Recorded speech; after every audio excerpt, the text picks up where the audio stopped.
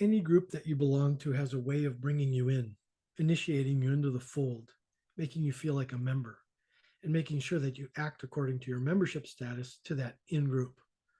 All of that involves a means of identity construction that is voluntary.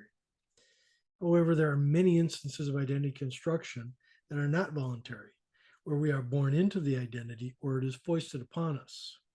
Any language of value is culturally determined as to its significance. There are some terms that, if culturally explored, have baggage and expectations, maybe even action chains associated with them. The terms polite or professional, for example, are behaviorally evaluated and predetermined actions. Identities come with exclusionary outgroup actions. Here are some terms that show how identity marginalizes. Why are these important for intercultural competence? Well, they are levels of exclusion. Ethnocentrism is the assumption that my culture is better than yours. Bennett gives us three initial levels of these, but are there more? A stereotype treats all individuals of that kind as a type, not as an individual. Straight out of prejudice is the dislike of a certain kind of people, no matter who they are. Discrimination is actively acting against a person because they belong to a group that other identity groups have defined as undesirable or worthy of discriminatory actions. Then there's racism, which is a form of discrimination, which can also be systemic and based on race or ethnicity. It's the active, systemic, and systematic marginalization through active discrimination.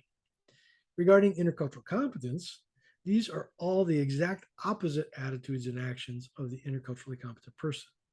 And critical awareness of these identity based slights and grudges help us to recognize them and work for inclusion and peace rather than creating enemies and waging war against others as a result. And we all have biases. Here is a link to the Harvard study on implicit biases. Follow it, take it, and think about your own implicit biases. Self knowledge is important to intercultural competence too. Then again, every culture has evaluative language given to the good person of that group. What is a good mother or good father, after all?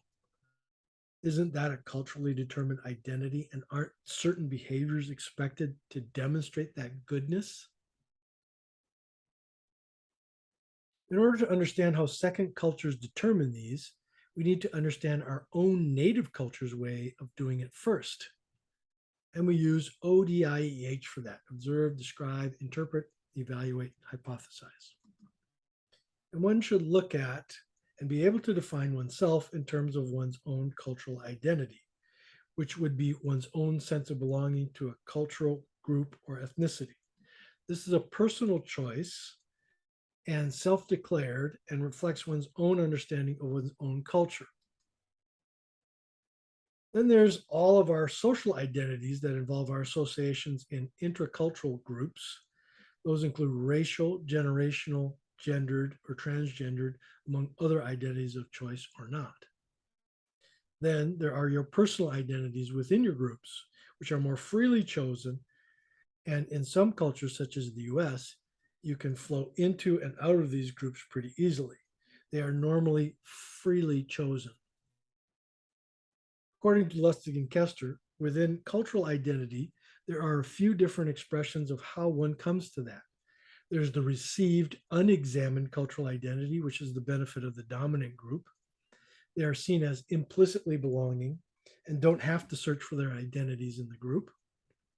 Then there is the active identity search, which is forced upon minority groups that have to find themselves and how they fit into that dominant group. The one person that doesn't even know they're dominant. And there's cultural identity achievement, where one has done the work to find one's own identity and is comfortable with that identity and may even pick up the bagpipes or whatever. This is often a common outcome of study abroad, where one's culture and ethnicity can become more salient. Note, though, that strong identity traits in culture can lead and often do lead to bias. where the in-group and out-group are incisively delineated and marginalized as a result. Think, what is your cultural identity, ethnicity? How was it formed in you? What does it mean to you? And how much did you have a say in defining your cultural identity? Take some time to sit with that. In intercultural competence, these cultural identities are reified when you cross into a new culture. Often, those of us who have not had to do an identity search are forced to do them as we encounter identities with regard to our national and perhaps ethnic identity, which is treated differently for whatever reason. Identity shifts are very common when crossing cultures and are a part of a healthy development process of intercultural competence. Reverse culture shock demonstrates this identity search and results in a questioning of identity, even if it was not forced upon the person while abroad. Now that I have these different experiences of the other and can see myself as other, who am I? And a lot of what comes out is an identity now as a third culture person, which quite often is also the identity of the interculturally competent person after many sojourns and experiences in strange lands. Feel free to pause it here if you're interested in what that means. While I use these videos as presentation for the courses I teach on intercultural competence, they're also freely available for anyone to watch.